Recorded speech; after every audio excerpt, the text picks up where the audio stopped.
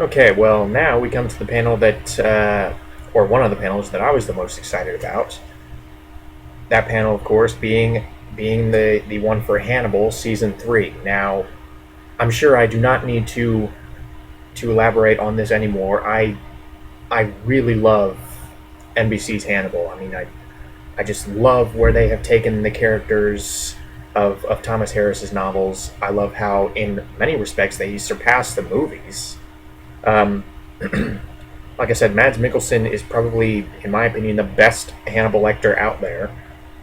Hugh Dancy, I'm still kind of split on the issue of who's a better Will Graham between him and William Peterson in Manhunter. But the thing that I've come to realize is that one of them doesn't really need to be better than the other. I mean, they're both excellent in their own respect, and they're both playing very different versions of Will Graham. But I digress. Aside from being a panel that I was really looking forward to, what I noticed about this one in particular is that it was probably one of the better panels, period, just in terms of being there for the audience and really being open about many story topics and character topics without necessarily giving away too much. Um,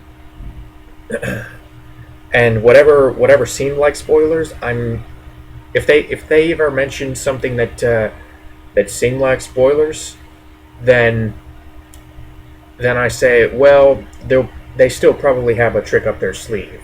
Now, the actual people in attendance were Brian Fuller, the creator of the show, Stephen Lightfoot, director David Slade, who directed the pilot and several other episodes of the series. I'm actually surprised at how involved that he's gotten with the show.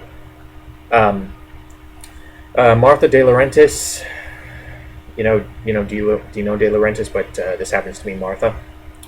Caroline Davernas, Scott Thompson, Aaron Abrams.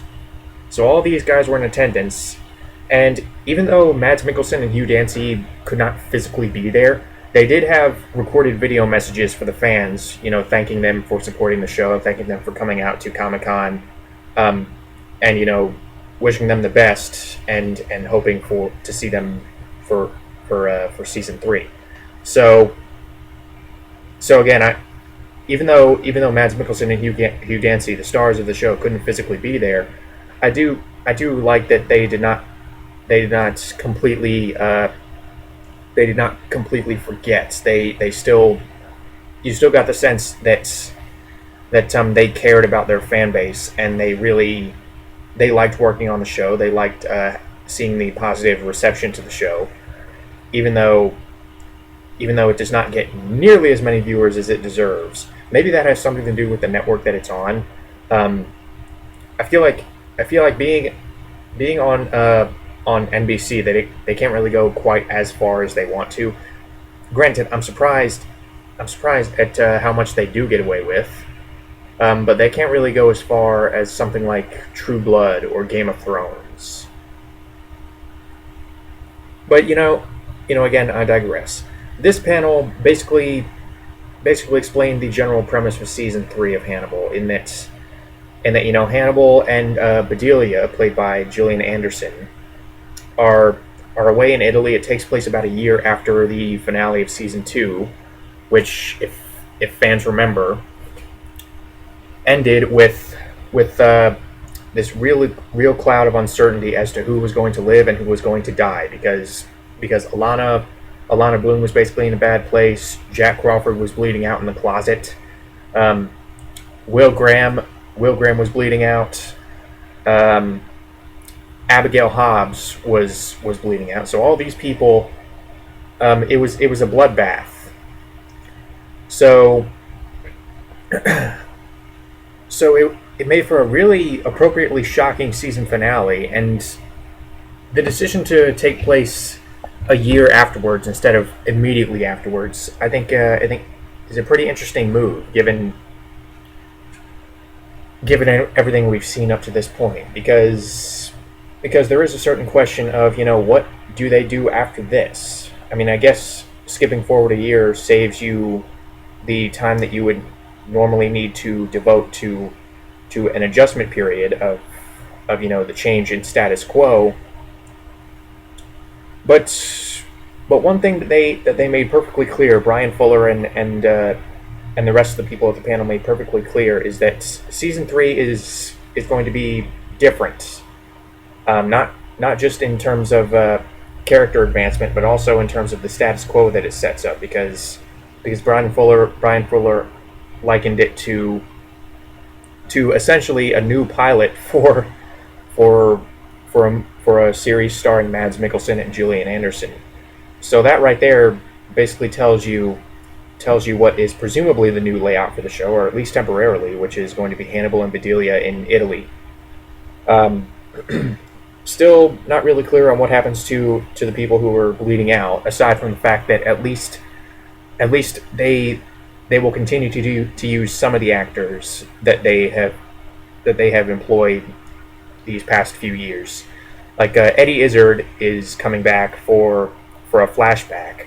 Eddie Izzard playing Dr. Gideon, who, as we know, was eaten by Hannibal. Dr. Chilton, who was shot in the head after he was framed for being the Chesapeake Ripper, he's coming back. In fact, he actually made a surprise appearance. So Raul Esparza, I believe that's how you say his name. He's coming back. Don't really know how, but he's coming back. And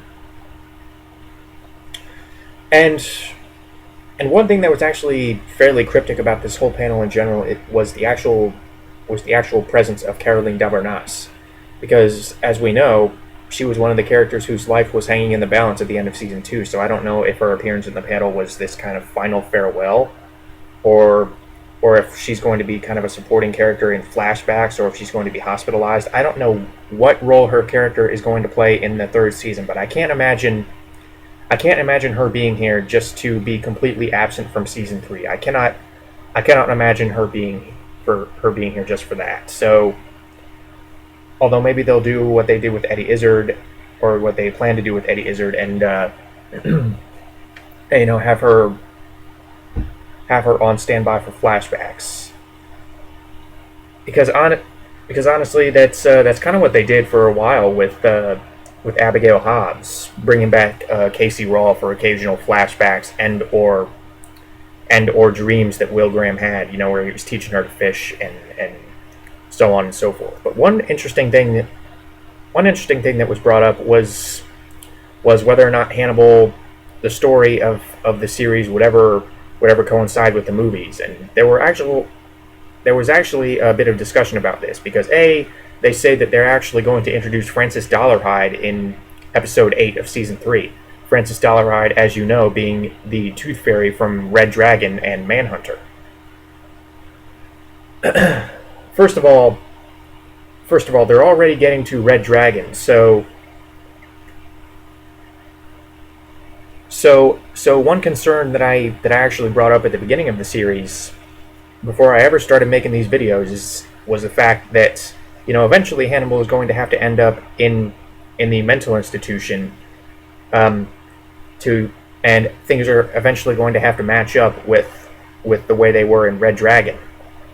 Where Will Graham has quit the force, and Jack Crawford asks him back. Hannibal is incarcerated, and he kind of gets roped into helping. So that's one question that I previously had. But after seeing the liberties that these writers take with this material, and their complete lack of fear for taking such liberties, it's that just casts this whole shroud of uncertainty as to how they're going to tackle Red Dragon, because, like I said, it's going to take place a year after season 2. Hannibal is in Italy, so how are we going to incarcerate Hannibal in this show before the Tooth Fairy shows up? Or is the Tooth Fairy going to show up as this sort of peripheral character and then gradually become the main menace that Will and Hannibal have to go up against? I don't know, but the Tooth Fairy, it's an interesting move. I don't know who's going to play him. whoever does play him is going to be hard pressed to top Ralph Fiennes in Red Dragon, because Ralph Fiennes I thought was perfect for the role. He did such a great job. He was one of the best parts about that movie. I don't know. Maybe Michael. I was going to say Michael Fassbender, but casting is a little. I'll just have to wait and see, because some of these casting choices I didn't really expect. I didn't really expect them to cast Lawrence Fishburne as Jack Crawford, who is noticeably absent from this one. But another question was raised, again, keeping in the theme of asking questions about matching up with the movies, was the question regarding the character of Clarice Starling, who, as we all know, is the main character from Silence of the Lambs. She presumably has no connection to Will Graham or any of these other characters. She is a completely new agent in training. Now Brian Fuller actually did give a fairly concrete answer for this one, and then he said that, MGM still owns the rights to Silence of the Lambs, so he hopes to come to some sort of agreement with them by the time they get to Silence of the Lambs. But if not, he said they'll probably do some kind of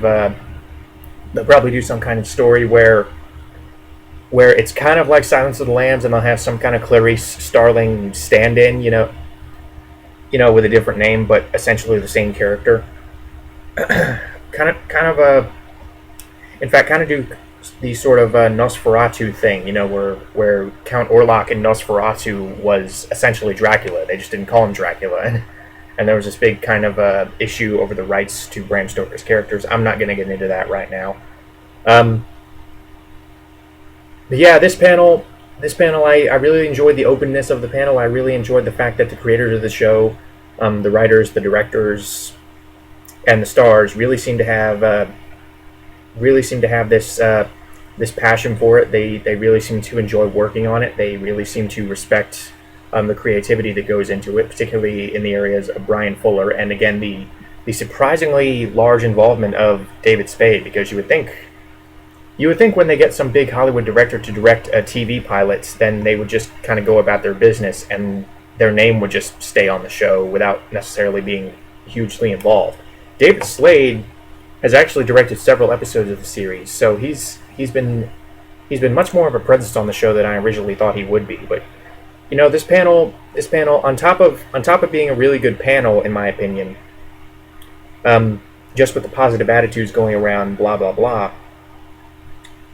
It has reaffirmed my trust in how this creative team will handle these characters.